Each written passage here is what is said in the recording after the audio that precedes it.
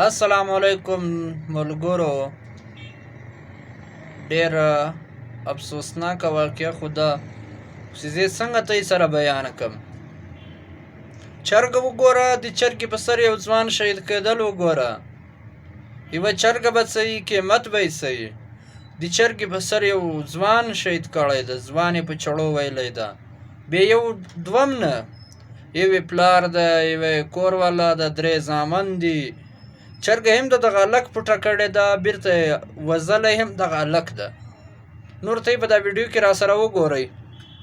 بسم الله الرحمن الرحیم. السلام علیکم. زعیم کیسر خان او تاسو ګورئ کرائم کہانی. ګرانو مرګرو، د وټپګو په علاقه کې د چرګې په سر یو الګ په چړو، په سټکو او په بیلچو داسې طریقې سره وژل شوی دی چې د انسان ضمیر نه مني. د دې واقعې ټول تفصیل تاسو ته وړاندې کوم.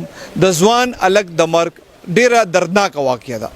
صادق حسین دا راته ووایه چې دا 2 ورځې پهله کوم واقع شوی وه، دا څنګه شوی وه او دې کې یو ستا زوی وفات شوی، نور پکې څوک زخمیان وو؟ دا داسې چلو چې زه مودومه د مشرۍ مودو زه بیټه کې پروت وم، هغه خپلې کمرې کې واده شوی و، هغه خپلې کمرې کې پروت بار بیټه کې وم. دې کې د مور یې اواز وکړو چې مور یې اواز وکړو چې پاسه چا مور؟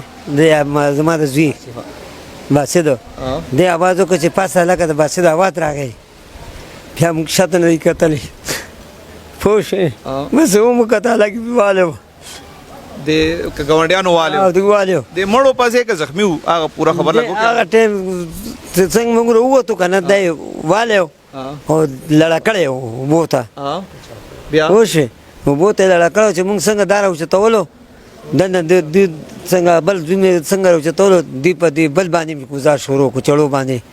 بس بیا موږ ونه کتل، بس موږ هسپتال ته رسولو، بس سړي کې څه نه و. دې واقعه کې ستا یو باسل زوی چې کوم دی مړ دی، یو بل زخمی دی، هسپتال کې پروت دی. بلال او تم په دې کې زخمی شوی؟ زه په داسې ټایم کې ووالم چې ما څنګه لاس وهغه دا لاس مې لګېدلی دی، بس بیا لاس ټانکې پکې راغلی. زه په داسې هغه کې ووالم، ما په ځان پوه هم نه شوم. وایي چې یو زوی خو یې راته لړه کړو، هغه دیوال سره دیوال شو. په دې بل پسې مې زه هغه کو دام په ځمکه پروت و. بیا دې کې دونه همت پیدا شو چې د سمدستي خپل ورور اوچت کو او موټر کې اچولو. بس په دې باندې بیا 2 ښځې وې او 4 سړي وو. ما دوی را منډه کړه، چې را منډه کړه، په دې بل هم ګزارونه شروع کړل. پوه شوې. بس په دې ټایم کې بس موږ نه 1-2 خطا، موږ بیا هسپتال ته څه منډې وکړې. دا چې کوم ستا زوی مړ دی باسط، د عمر څومره و؟ د واده ماده کړی؟ نه، د واده نه دی کړی. د څه کار کوو؟ دا ویرینګ کار یې کولو باسط. او ته پخپله څه کار کوې؟ زه ټیکسي چلوم. دا چې کوم زوی دی زخمی دی بلال، هغه څه کوي؟ ډینټر کار کوي. د هغه حالت څنګه دی؟ ډاکټران څه وایي؟ نو هسپتال کې پروت دی، دا ګانې ورغلي وو، زه خو خپل دانې نه یم ورغلی وو، یو ځل ورغلم ټیک و. باسط ستاسو ورور؟ دا زما وراره و جي. دا وقوه څنګه شوې وه؟ دې خو وایي چې لکه زما اواز واورېدو، پلار یې وایي چې زه رالم، بیا دا جګړه شروع وه. دا جګړه د سر نه لږ راته وایي، دا په څه شوې وه؟ یاره سرجي دا داسې غټه خبره هم نه وه. نن سبا د خلکو برداشت نشته، د دې برداشت ته وجې دا حالات روان دي. باسط سره جګړه په دې ورکوټي دغه باندې شوې وه چې یو چرګه وجي هغه باسط ساتلې وه او هغه یو ورځ 2 ورځې مخکې غیبه شوې وه. دا باسط راووتو، دې ته به یې ویلي چې یاره فوجي ماما 2 ورځې مخکې ورته دا خبره وکړه چې فوجي ماما که دا چرګه تا سره وي خیر دی، مال یې راکړه که نه یې راکړې، نو داسې کار وکړه چې ستا شوه، خو راته داسې ووایه چې صفا خبره راته وکړه چې ما سره ده. خو فوجي ورته وایي چې نه ما سره نشته او تاسې په ما الزام لګي. بیا یو 2 ورځې پس الله تعالی بس هغه چرګه اچانک د هغې د کور نه راوباسله. چې راوباسله نو هغه باسط ورته وایي چې یاره دا چرګه چې کومه ده دا وګوره، دا خو ستا په مخامخ دارې راووته او تا ما ته ووایي چې یاره دا زما ده.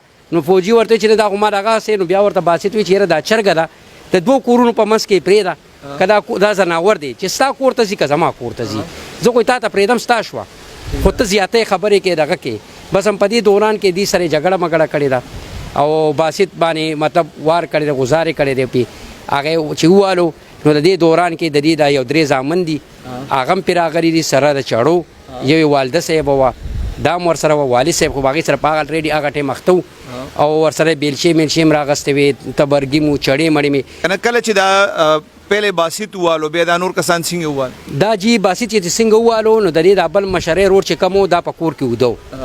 دا چې څنګه راوته دا خو د خوب په دغه کې دی چې کتلې دي چې د رور خو را لاغل ته لړ کړی دی پروت هغه چې هغه رور او چتولو د دوران کې پیغبل لاغل هغه په چاړهواله دا رور ولا بیا چې هغه هغه شی نو دا بل مطلب دی والی صاحب د زما رور دی دی باندې خپل د طرف جی مضبوط گزار کړی دی مطلب دی خپل سوچ باندې مکمل درې وانه وجې دي خدا خو الله تعالی بچ کړی دی او مطلب دا چې مو سره زیاتې هم شوی دی دغه هم شوی دی مو مین صاحب دا دغه کو چې د دې سے ګندپور صاحب ته خاص کل مونږ ریکوست کوو چې زمونږ په دې مسله دا غور وکړي که زمونږ دا بیان اوري دغه اوري خاص کر ایس ایس پی صاحب ڈی ایس پی صاحب ڈی آئی جی صاحب دې ټولو ته هم دا ریکوست کوو چې مونږ سره د انصاف وشي او عمران صاحب ته هم دا وایو چې د دې شاپور تاڼې ایسچو دی او دا ریکوست ورته کوو چې دا کسان زر تر زره برآمد کړي شي او ونیول شي که نه نو بیا به مونږ مخکې ځو او بیا به حکومت مونږ سره دغه نه کوي دا خلک خو ډېر مخکې نه ستاسو دلته ګاونډیان دي که نه خبر هم دا چرګه وه که نور هم څه خبره نه جی نه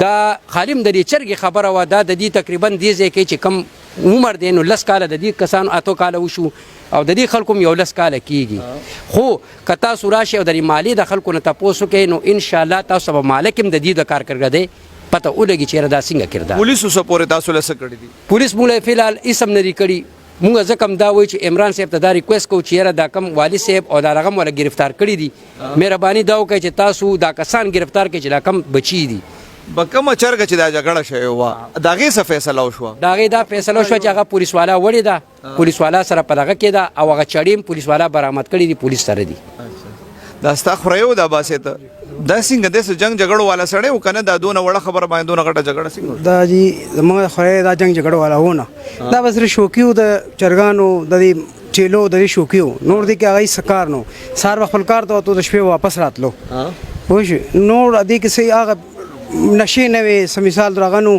یو دا یو دی بل ترور زوی دی دی خپل محفل خپل ماحول کې به دا به نو چېرته چاته به تلل یا به مثال ته خراب نشو ته بس صرف دریاب دا کور شوق او خپل کار شوق چرګه ستاسو وه او پیدا شوې دی کور کې وه نو دې کې دونه ډېر زیات غصې څه غصې دا و چې مثال طور هغې ویل چې دا زما ده یو خو شی پټ کړی دی چې شی پټ کړی نو چې غل چې غل ته غل وي نو غل غصه خوري نو دی ورته ماما چې اجي صاحب ته غلې ته زموږ شی پټ کړی دی نو په هغې غصه خوړلی ده هغه دا زموږ خورۍ والی دی چې خورۍ والی دی دننه راغلی رور ته اواز ورکړی دی پوه شوې نو هغې پرې راټول راوتی دی وروسته نیولی دی ډېر والی دی تاسو څه خیال دی پولیس به ملزمان گرفتار کړي انشاءالله زموږ کوشش دی او زموږ پولیس لپاره ریکویسټ دی چې زر ته زر زموږ دا کار وکړي دا عمران سچو صاحب دی دې ته ریکویسټ کوو چې یاره دا زموږ دپاره تعاون دی وکړي چې دا پلار یې نیولی مور ورته نیولې چې زموږ کوم مجرمان دي دا ډېر زامن دي چې ولې دا خورۍ زما والی دا دې زامن والی دی په چاړو باندې او دا خوري زموږ دپاره گرفتار کړي دا ستاسو کوم خورۍ وفات شوې ده خو واده نه و کړی دی بلال واده کړی دی حاجي بلال واده شوی د قریب شپږ میاشتې کېږي او دا لا د دې واده نه دی شوی